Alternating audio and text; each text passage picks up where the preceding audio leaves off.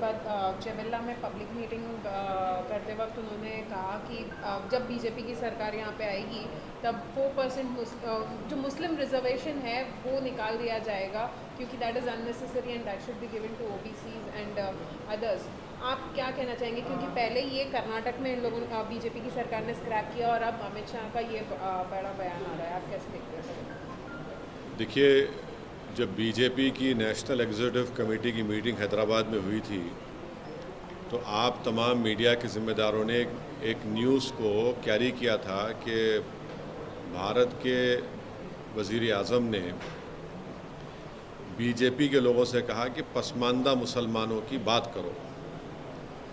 अब बीजेपी की और प्रधानमंत्री की वो बात बिल्कुल झूठ पर बनी थी, वो सच्चाई नहीं थी उसमें, इसलिए कि तेलंगाना में जो रिज़र्वेशन मिल रहा है बीसीई कैटेगरी में, वो मुसलमानों में जो कास्ट हैं उन कास्ट को मिल रहा है।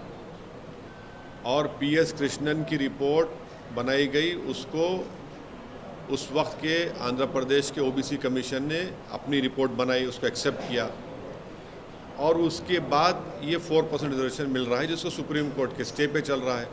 तो ये झूठ है अमित शाह का बोलना, जो भारत के होम मिनिस्टर हैं। हम उनसे उम्मीद ये कर रहे थे कि वो सच्चाई को बयान करेंगे। उनको ये सच्चाई बयान करना था कि ओबीसी कमीशन की रिपोर्ट में कास्ट अमंग द मुस्लिम्स को ये मिला है और उसमें बोल दिया गया कि ये कास्ट अगर होंगे तो उनको 4% रिजर्वेशन नहीं मिलेगा। आखिर बीजेपी पसमानदा मुसलमानों की दुश्मन क्यों है?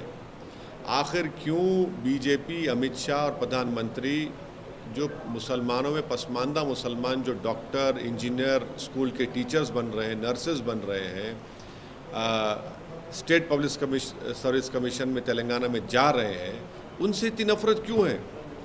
बीजेपी इनके डेवलपमेंट के ख़िलाफ़ क्यों है? इनके एम्पावरमेंट के ख़िलाफ़ क्यों है बीजेपी? और कब तक बीजेपी नेगेटिविटी और नफ़रत को फैलाएगी?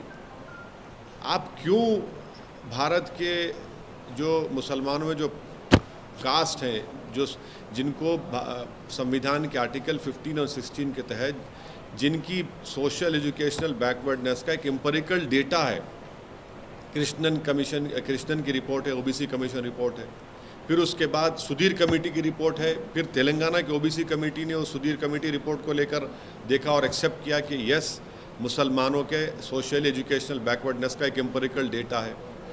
आप क्यों उसके ख़िलाफ़ हैं? क्यों आप मुसलमानों को तरक्की करना से देखना नहीं चाहते? वह अगर एक मुसलमान में जो बैकवर्ड क्लासेस हैं या कास्ट हैं, अगर उनके बच्चे डॉक्टर, इंजीनियर बन रहे हैं, स्टेट पब्लिक कमीशन में डीवाईएसपी पुलिस ऑफिसर बन रहे हैं, आरडीओ बन रहे हैं, तहसीलदार बन रहे हैं, टीचर बन रहे हैं, नर्सेज बन रहे हैं, कांस्टेबल में रिक्रूटमेंट हो रहा है, तो आपको इतनी तकलीफ़ क्यों हो रही है? आप क्यों मुसलमानों को मार्जिनलाइज करना चाहते? क्यों मुसलमानों को एलिनेट करना चाहते? और भारत के होम मिनिस्टर से और भारत के प्रधानमंत्री से हम पूछना चाह रहे हैं कि तेलंगाना की असेंबली में एक रेजोल्यूशन पास हुआ था जिसमें यह कहा गया था कि तेलंगाना के शेड्यूल्ड ट्राइब का रिजर्वेशन 6% से 9% कर दिया जाए। आप क्यों उस पर खामोश बैठे हैं? बताइए, करिए ना आप। और दूसरी बात, तेलंगाना की असेंबली में मुसलमानों में जो कास्ट हैं उनको 12% रिजर्वेशन का एक रेजोल्यूशन पास हुआ, एक्ट बनाया गया, उसको होम मिनिस्ट्री में है। अमित शाह क्यों जवाब नहीं दे उसका? और आपने कर्नाटका में निकाल दिया, सुप्रीम कोर्ट ने क्या कहा अभी तक वो नहीं जानती क्या बीजेपी? तो ये ऑल इन ऑल जो है बीजेपी का एक सिस्टमिक तरीक़ा है कि मुसलमानों को डेवलपमेंट से, उनके एम्पावरमेंट से रोका जाए। वो उनकी गरीब जो कास्ट है मुसलमानों में, उनके बच्चे पॉलिटिकली, सोशली, एजुकेशनली एम्पावर ना हो। इसीलिए तो बीजेपी के पास ना तो कोई मुस्लिम एमपी है, ना बीजेपी के पास ना कोई मुस्लिम मिनिस्टर है। ये उनकी खुली खुली नफरत की निशानी है और ये पॉलिटिक्स ऑफ डिसअपियरेंस बीजेपी कर रही है मुसलमानों के लिए। कर्नाटका की आप मिसाल दे रहे हैं, कर्नाटका में वो जो इंटरिम रिपोर्ट के ऊपर आप कास्ट को निकाल सकते हैं क्या? रिजर्वेशन नहीं निकाल सकते, कंप्लीटली अनकॉन्स्टिट्यूशनल है, इलीगल है। अच्छा, वो इंटरिम रिपोर्ट पब्लिक डोमेन में भी नहीं है। आप दीजिए पब्लिक डोमेन रिपोर्ट लिखे कर्नाटका की, तेलंगाना में तो ये है, फैक्चुअल पोजीशन ये है, जो भारत के होम मिनिस्टर सच्चाई को नहीं बयान किए हैं। कल एक और बात भी बोले होम मिनिस्टर कि केसीआर की जो कार है, बीआरएस की कार है, वो ओवैसी के स्टीयरिंग से, ओवैसी उसकी स्टीयरिंग चलाते हैं। बीजेपी की जो गाड़ी चल रही है ना, वो देश में आरएसएस के तरफ से चल रही है। बीजेपी की जो सत्ता चल रही है, जहाँ पर उनकी सत्ता है, वहाँ पर एनकाउंटर के नाम पर कत्ल कर दिया जाता है। जो लोग उनकी पुलिस कस्टडी में होते हैं, उनकी मौत हो जाती है। जिसका ज़ाती घर होता है, उनके घर को बुलडोज़र से तोड़ दिया जाता है। गोश्त के नाम पर मारा जाता है, बल्कि गोश्त के नाम पर जुनैद और नसीर को ज़िंदा जला दिया जाता है। देश में आज बेरोज़गारी नौजवानों का मुक़द्दर बन गया। आज हम सबसे ज़्यादा हमारे पास पूरे विश्व में अगर नौजवान बेरोज़गार हैं तो भारत में है। चीन हमारी ज़मीन पे कब्ज़ा करके बैठ चुका है। पाकिस्तान से आतंकवादी आकर हमारे देश के सिपाहियों को मार रहे हैं। ये इस पर बात नहीं करती अमित शाह, इस पर बीजेपी बात नहीं करती। मगर मुद्दा क्या है? मुसलमान से ख़तरा है, मुसलमान को हम डेवलपमेंट होने नहीं देंगे। ये उनकी पॉलिटिक्स है। यूनिफॉर्म सिविल कोड पे चर्चा चल रही है सर। कहा माना यह जा रहा है कि अगले चुनाव से पहले यूनिफॉर्म सिविल कोड भी आ जाएगा। और दूसरा सर, रिजर्वेशन के सवाल पे अमित शाह का कहना है कि जो मुस्लिमों को 4% रिजर्वेशन दिया जा रहा है, वो SC ST OBC छीन के दिया जा रहा है। देखिए एक मिनट तेलंगाना, मैं फिर से आपके समझाने के लिए और आपके सुनने वालों के समझने के लिए कह रहा हूँ कि तेलंगाना में रिलीजन के ऊपर नंबर 1 रिजर्वेशन नहीं मिल रहा है। मुसलमानों में जो बैकवर्ड कास्ट हैं उनको मिल रहा है, जिसमें बता दिया गया कि ये कास्ट को रिजर्वेशन मिलेगा, इनको नहीं मिलेगा। तीसरा, किस बुनियाद पर मिल रहा है? कृष्णन साहब ने, लेट कृष्णन साहब जो सोशियोलॉजी के एक माहिर हैं, जो मंडल की रिपोर्ट में बनाने में उनका रिपोर्ट था, उन्होंने रिपोर्ट बनाई और उस वक्त के आंध्र प्रदेश के OBC कमीशन ने अपनी रिपोर्ट बनाई, उस पर 4% मिला। फिर सुप्रीम कोर्ट ने उस पर स्टे दिया। तो बीजेपी का ये जो बाजा बज रहा है कि रिलीजन के नाम पे मिल रहा है, वो नहीं मिल रहा है। मुसलमानों में जो कास्ट है, उनके सोशल एजुकेशनल बैकवर्डनेस का एक एम्पिरिकल डेटा की रिपोर्ट है, नंबर 1। नंबर 2, तेलंगाना बनने के बाद तेलंगाना की गवर्नमेंट ने सुधीर कमेटी बनाया।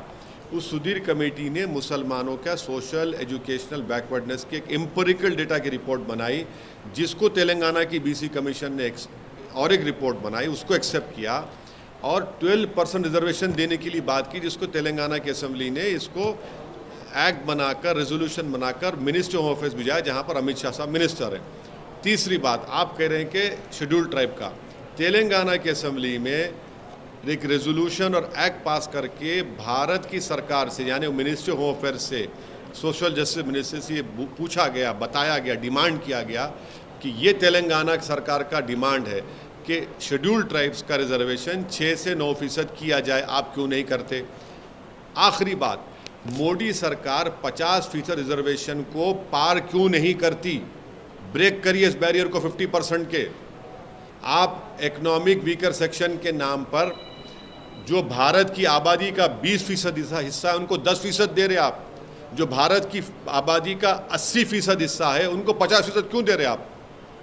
50% ब्रेक करिए, बताइए कि आप रिजर्वेशन देना चाह रहे हैं पूरे बैकवर्ड कम्युनिटीज़ को। आपकी मोहब्बत है ही नहीं उनसे। जब चुनाव आता तो आप बताए थे कि मोदी जी OBC हैं। अरे भाई 50% की लिमिट को ब्रेक करिए, पार्लियामेंट में कानून बनाइए। आपके पास 300 MP हैं, ब्रेक करिए। हम डिमांड करते हैं 50% रिजर्वेशन को ब्रीच होना चाहिए। आप सेंसस की रिपोर्ट नहीं लाते OBC की, डरते हैं आप देने के लिए, क्योंकि मालूम हो जाएगा कि OBC का सेंसस कितना है, और जब OBC का सेंसस बढ़ के मालूम हो जाएगा तो आपका पॉलिटिकल पावर आपसे छीन लिया जाएगा। मोदी जी की कैबिनेट में सबसे ज़्यादा अगर मिनिस्टर हैं तो अपर कास्ट के हैं, OBC क्यों नहीं है बताइए? SC क्यों नहीं है बताइए? आप जब खड़े होकर बोलते हैं SC ST की, तो मिनिस्टर क्यों नहीं आपके? ज़्यादा तो अपर कास्ट के लोग हैं मोदी जी कैबिनेट में। सर, यूनिफॉर्म सिविल कोड पे किरण रिजिजू का कहना है कि जल्द ही लाया जाएगा यूनिफॉर्म सिविल कोड। इस देश को यूनिफॉर्म एम्प्लॉयमेंट की ज़रूरत है। इस देश को प्राइस राइज को कंट्रोल करने की ज़रूरत है।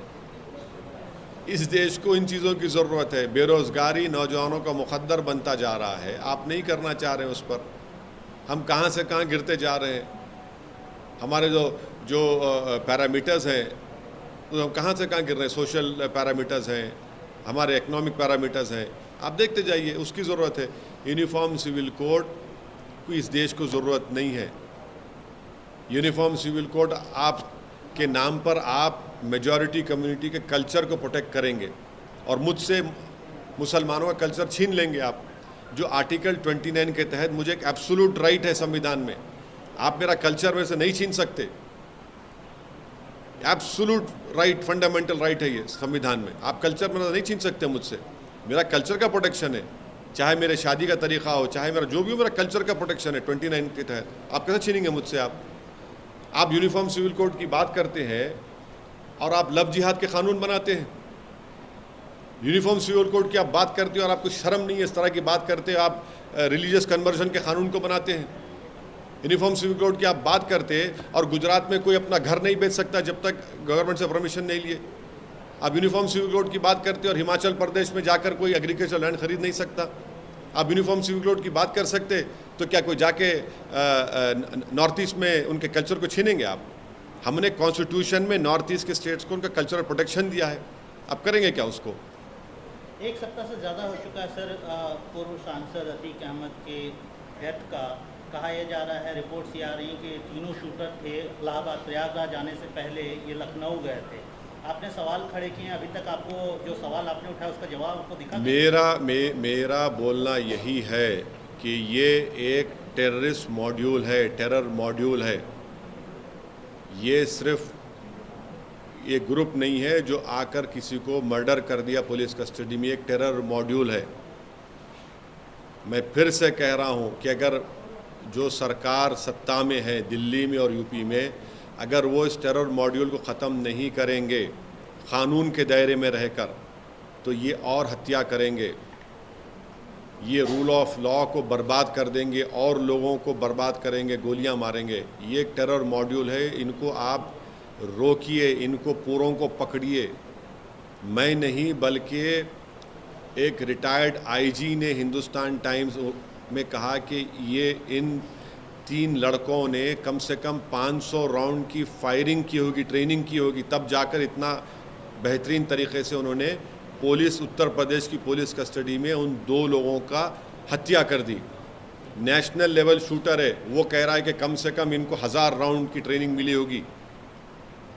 ये एक टेरर मॉड्यूल है, इसको बात को समझने की ज़रूरत है और ये समझना है कि ये लोग रेडिकलाइज कैसे हो रहे हैं। तो हम जो पार्लियामेंट में मैंने स्पीच देकर कहा था कि हर समुदाय के लोगों के रेडिकलाइजेशन को रोकने के लिए एक एंटी रेडिकलाइजेशन सेल बनाइए। आप नहीं बनाते, आप सिर्फ एक ही समुदाय का बनाते हैं। जो लोग जिनके घर पर रहने का छत नहीं है उनके माँ बाप के पास, जो झोपड़ी में रहते हैं, 8-8 लाख की 2 वेपन, 16 लाख कहाँ से आए उनके पास?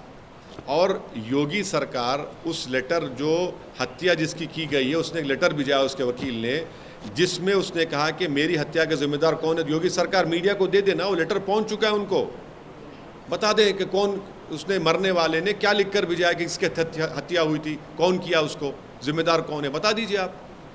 सीएम योगी ने बोला है सर माफिया। हाँ, एक मिनट मैं ये सवाल पूछ रही थी कि जिस तरीके से हाल में बीजेपी ने ये कहा है कि जो कुछ आप यहाँ पर अपनी कंडोलेंस मीट किया है, ओल्ड सिटी में टेररिज्म फैलाने की बात कर रहे हैं, झूठ बोल रहे हैं, आखिरी झूठे हैं, they are lying to their teeth. बेशर्मी से झूठ बोलते हैं। कोई कंडोलेंस मीटिंग नहीं हुई है, कंडेमनेशन हुआ है, इसलिए कि यूपी सरकार की पुलिस कस्टडी में जिनके हाथों में जंजीरें थी और जो पुलिस उनके अतराफ में थी, और वो यूपी सरकार जो कहती गोली के जवाब गोली से देंगे, उनके सामने 2 लोगों की हत्या कर दी गई और वो तमाशाई बने बैठे रहे। उसका कंडेमनेशन हो रहा है। उसके सवाल हम उठा रहे हैं कि कैसे ये लोग आए, कैसे इनके हाथ में हथियार कहाँ से आया, इतने राउंड गोलियाँ कहाँ से आई। 8-8 लाख का इलीगल वेपन है, 16 लाख उनके पास, किसने दिए उनको वो गोलियां? किसने दी उनको? किसने उनको जगह बताई वहां पर? किसने उनको कहा कि इस जगह पर ये लोग आ रहे हैं? ये हम सवाल उठा रहे हैं। कंडोलेंस कहां पर हुआ है? बताओ कहां पर कंडोलेंस हुआ है?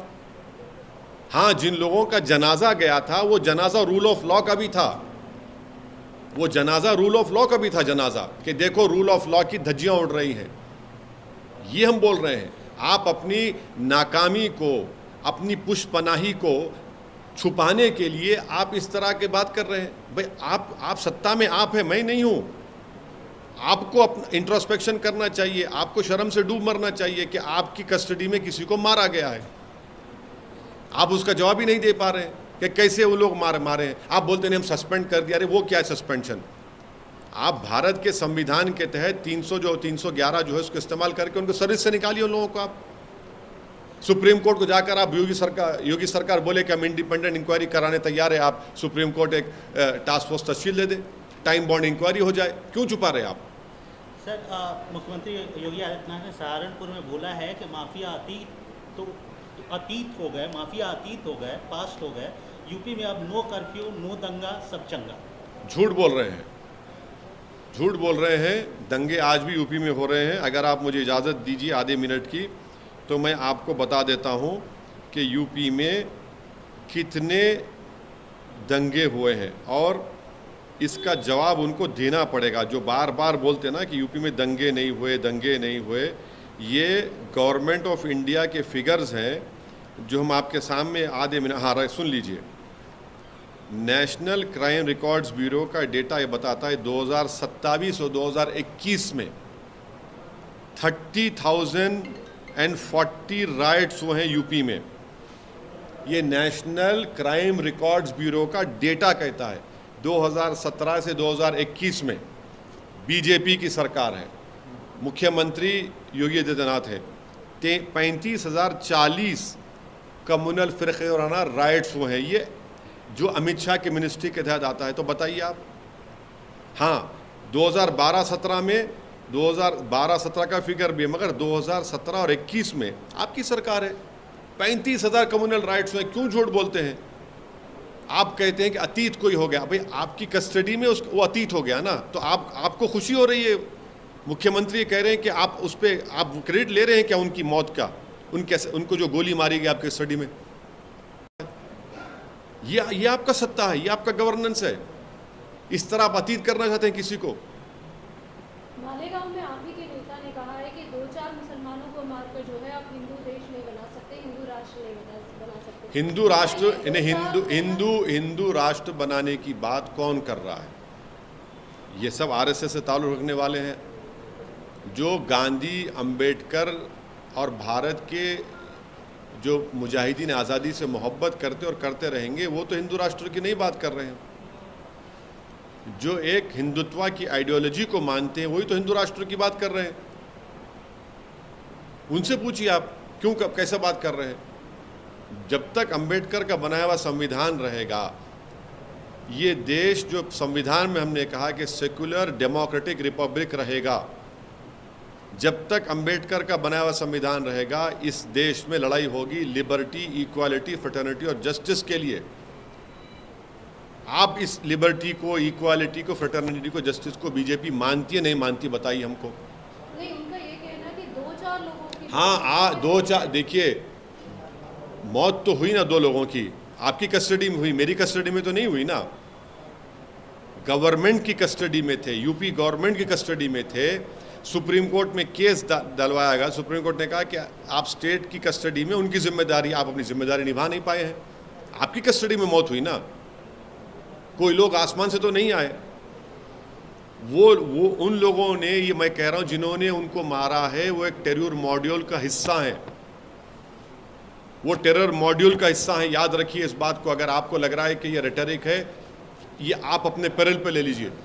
हम आपको बता रहे हैं कि ये रेडिकलाइज लोग हो चुके हैं जो बंदूक से अपने आइडियोलॉजिकल कमिटमेंट्स को, गोल्स को फुलफिल करना चाहते हैं। ये हमारे देश के लिए ख़तरा है। इस तरह के लोग जो बंदूक और गोली इस्तेमाल करके लोगों की हत्या करके अपने आइडियोलॉजिकल ऑब्जेक्टिव्स को हासिल करना चाहते हैं। तो फिर कोर्ट किस लिए, पब्लिक प्रोसिक्यूटर किस लिए, सीआरपीसी एविडेंस किस लिए, जजेस किस लिए हैं?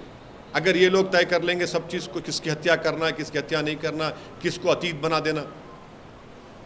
सर नीतीश कुमार बिहार के मुख्यमंत्री हैं, अपोजिशन यूनिटी के मुहिम में जुड़े हुए हैं। ममता बनर्जी से बंगाल में मुलाकात हो रही है, कोलकाता में मुलाकात हो रही है, कहा यह जा रहा है कि समाजवादी पार्टी के चीफ से ही मुलाकात होगी अखिलेश यादव से। आप इस अपोजिशन यूनिटी को कैसे, आपने पहले भी इस पर बात की है, लेकिन फिर से हम जानना चाहेंगे ये जो अब विजिबल एक यूनिटी की मीटिंग दिख रही है, इसको आप कैसे देखते हैं? इब्तदाई इश्क है, देखिए आगे होता है क्या। अभी बहुत से लंबे फासले हैं, हुनूस दिल्ली दूरस्थ है अभी। मतलब अगर आपको बुलाएंगे तो आप जाएंगे? मेरे को कहाँ बुलाएंगे? बुलाएंगे तो नहीं, देखिए मुझे नहीं बुलाएंगे क्योंकि उनको मेरी सच्चाई से उनको नफ़रत है, उनको मेरी सच्चाई से नफ़रत है। और सच्चाई क्या है? नीतीश कुमार कितनी मरतबा बीजेपी से मुख्यमंत्री बने, कितनी मरतबा छोड़े? नहीं, अरे अब कल का कौन गारंटी देगा? आप देंगे? आप लोग देंगे? देश देगा क्या? आप तो असेंबली में खड़े होकर मुख्यमंत्री नीतीश कुमार ने कहा था कि हम मिट्टी में मिल जाएंगे, भाजपा में नहीं जाएंगे। चले गए आप चले गए। आपने कहा था असेंबली में खड़े होकर मिट्टी में मिल जाएंगे, आप चले गए। भाई आप खुद ही उस पर स्टैंड नहीं करते और फिर आप उल्टा बीजेपी के साथ चले जाते हैं आप। तो देखिए, तो आपको अभी प्रैक्टिकल नहीं लगता सर ये? कांग्रेस एंटी बीजेपी की बात हो रही है और तीसरा संगम ये बन रहा है, तो आप कैसे, आप anti Congress anti BJP anti Congress front बन रहा है, मतलब दोनों के लिए अलग करके एक तीसरा मोर्चा बन रहा है। तीसरा मोर्चा बन रहा है। अब आप अगर आप मतलब तीसरा एक तरीके से एक यूनिटी बन रही है, तो ऐसे में आप एक तरफ कहते हैं कि आप कांग्रेस में भी नहीं है, भाजपा में भी नहीं है, और दूसरी तरफ कहते हैं कि भाजपा को हराना है तो सबको एकजुटता दिखानी है। तो जब सब एकजुट हो रहे हैं तो आप क्यों उनसे अलग दिख रहे हैं? नहीं, एक कहाँ हो रहे हैं? एक कहाँ हो रहे हैं? कौन कह रहा है एक हो रहे हैं? मुलाकात हो रही है। हाँ, मुलाकात हो रही है, चाय पीएंगे, बिस्किट खाएंगे, समोसा खाएंगे, घर जाके सो जाएंगे, और क्या होगा? और क्या आप होगा? ये कहना चाह रहे हैं कि वो मीटिंग का कोई रिजल्ट? अरे बहुत सी मीटिंग हुई है ऐसी, कितने मरतबा मीटिंग नहीं हुई है? बहुत मरतबा मीटिंग होती है। उसके बाद क्या होगा? 24 के बाद क्या होता नहीं मालूम ना, अभी तो 24 बहुत दूर है।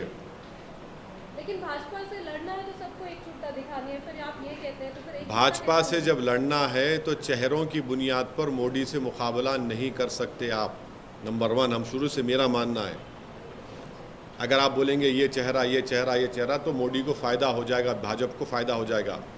आपको मुकाबला करना है तो भारत के पार्लियामेंट की हर सांसद की सीट के ऊपर बीजेपी से मुकाबला करना पड़ेगा, तब जाकर कुछ अच्छा नतीजा निकलने की उम्मीद है। ये ग्राउंड रियलिटी मैं आपको बता रहा हूँ। और दूसरी बात, आप आइडियोलॉजी पे कहाँ स्टैंड करते हैं? आप में और बीजेपी की आइडियोलॉजी में एक विजिबल डिफरेंस दिखना चाहिए। वो विजिबल डिफरेंस दिख रहा है कि आपको बताइए।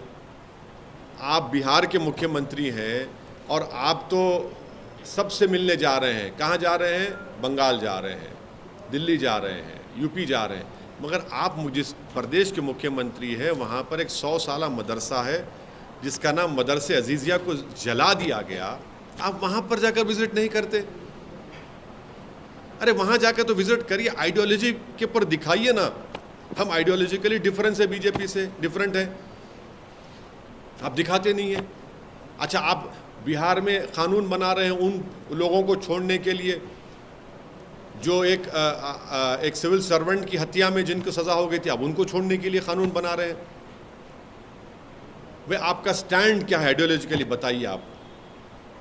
ठीक है, मोदी को हराना है तो आइडियोलॉजिकली हराएंगे या सिर्फ आप ऐसे फ्रंट बना के हराएंगे? मेरा मानना है कि आइडियोलॉजी पर जब मुकाबला होगा तो कामयाबी मिलने की उम्मीद है। महाराष्ट्र के विकास अघाड़ी को लेकर जो है एनसीपी सुप्रीमो शरद पवार ने कहा कि आज अघाड़ी है लेकिन आगे क्या होगा गठबंधन? वो संजय राउत ने भी कहा सरकार बहुत जल्दी कितने वाली है। वो वही कुछ बोल सकते हैं। शरद पवार साहब ही बोल सकते हैं, उनकी पार्टी के बारे में मैं नहीं बोल सकता। परसों अदानी से भी मिलते होगा। हाँ, अदानी से भी मिले। वो उनसे पूछिए, मेरे से क्यों पूछ रहे हैं आप? सर, आपकी जो स्टेट में अलायंस नॉन ऑफिशियल अलायंस है सर, बीआरएस पार्टी भी इस ऑपोजिशन अलायंस के लिए कोशिश कर रही है सर, नॉन ऑपोजिशन अलायंस के लिए। क्या अगर वहाँ से अप्रोच होगा तो आप साथ देंगे? नहीं, अभी तक तो कोई मेरे से अप्रोच नहीं हुआ बीआरएस की तरफ से, ना मेरी कोई उनसे बातचीत हुई है। जब ऐसा कुछ अप्रोच होगा, बातचीत होगा, मैं इमीडिएटली आप लोगों के सामने ब्रेकिंग न्यूज़ के साथ बोल दूंगा। अभी तक तो नहीं हुआ है। बीआरएस के अध्यक्ष आपके पार्लियामेंट्री कॉन्स्टिट्यूंसी औरंगाबाद में आपकी पार्टी के सांसद वहाँ जाके मीटिंग कर रहे हैं। आप उन्होंने कहीं भी जा सकते हैं। वो तो फिर हाँ, मैं भी असेंबली चुनाव होगा तो मैं भी जाऊंगा ना, कहाँ जाएंगे सर? कहीं भी जाऊंगा मैं। जैसा उन्होंने जा रहे मैं भी जाऊंगा, तो उनको इख्तियार है। हमारे को सीट पे आप जाके कैंपेन नहीं, ऐसा नहीं है। देखिए वो जाना चाह रहे, अच्छा है ना, औरंगाबाद जाना चाहिए। लेकिन सीट आपके साथ अरे कुछ फर्क पड़ने वाला नहीं, इंशाल्लाह इम्तियाज़ जलील दोबारा जीतेंगे। हम तो अच्छा करे केसीआर वहाँ पर गए, उनको जाना चाहिए। वो नांदेड़ में थे, भोकर में थे, अब औरंगाबाद गए हैं। बहुत से अपनी पार्टी को बढ़ा रहे हैं, उनको पार्टी को बढ़ाने का इख्तियार है, को उसमें बुरी बात क्या है? बहुत अच्छा है, वो अपनी पार्टी को बढ़ाए, मैं अपनी पार्टी को बढ़ा रहा हूँ ना, उसमें मैं क्यों रोकूंगा किसी को? बहुत अच्छा है, वो जा रहे हैं। आपको बुलाना चाहिए था औरंगाबाद? नहीं, हमको क्यों? उनकी पार्टी का प्रोग्राम है, उनकी पार्टी कर रहे हैं, करने दीजिए ना, पार्टी का प्रोग्राम है। कर्नाटक में अब सिर्फ 3 सीट्स पे ही। अब आप देखिए, अब आप शुरू हो गए, अब 3 पे, अब जब बढ़ के लड़े तो ज़्यादा क्यों लड़े, 3 लड़े तो कम क्यों लड़े? अब हम अपनी पार्टी बी टीम वाला आप इस बार मौका नहीं देना चाहते? नहीं, देखिए मेरे को उससे कोई मतलब नहीं है, मेरे को कोई परवाह नहीं है। लोग पुकारते रहेंगे, मैं अपना काम करता रहूँगा।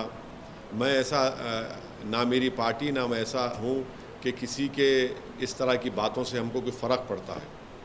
हम अपने ऑब्जेक्टिव को हासिल करने में हम पूरे सिंसियर हैं, अटल हैं और ज़िद्दी हैं। उसको हासिल करेंगे, हम अपना काम करेंगे। अब ये लोग बोलते जाएंगे तो क्या कोई फ़र्क पड़ेगा? कि उनका काम है बोलना, हमारा काम आगे बढ़ना है।